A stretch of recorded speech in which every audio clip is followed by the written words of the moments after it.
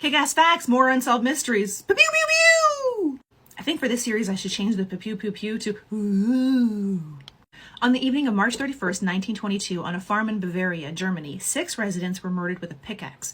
The victims included a husband and wife, their widowed daughter and her children, and the family's maid. Authorities concluded that the murderer lived on the farm for 6 days after committing the crime. Even after the family had died, cattle was being fed, meals were being eaten in the kitchen, the neighbors reported seeing smoke from the chimney, and the family dog was tied up to a post when the mailman came on Saturday. The bodies were discovered the next day. The maid, the poor maid, was hired the same day she was killed. She replaced the previous maid who'd quit 6 months earlier because the house was haunted. She reported to the family hearing footsteps in the attic and voices. The family had also begun to hear the voices from the attic. The killer was living in the house. The husband had also noticed a set of keys had gone missing, an unfamiliar newspaper in the house that he had never seen before, plus scratches on the family's tool shed like someone had tried to pick the lock. He also reported seeing a pair of unfamiliar footsteps leading from the woods toward the back entrance of the family's home.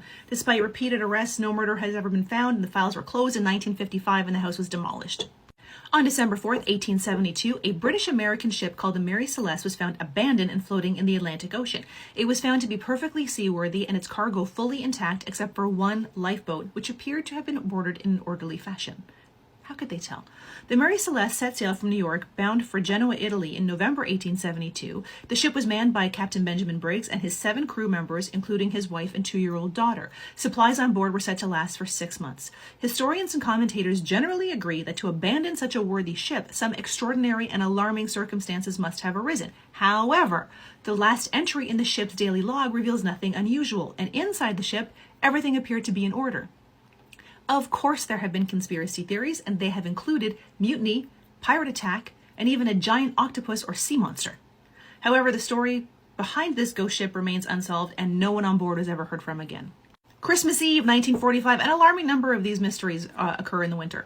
In Fayetteville, West Virginia, George and Jenny Sauter and their 9 children were asleep when a fire broke out in their house around 1 a.m. George, Jenny, and 4 children managed to escape. George broke back into the house to save the other 5 children who were upstairs, but the staircase was on fire. When he went outside to get his ladder, it was missing from its normal spot.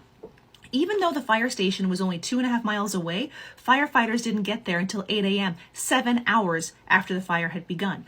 When they got there, the house was burned to ash. Authorities sifted through the ash trying to find the remains of the children, but nothing was found, and they were presumed dead in the fire. It was suggested that the fire was so hot it cremated the bodies. However, usually, when flesh is burned away, the bones are typically left behind. Additionally, there was no smell of burning flesh reported during or after the fire.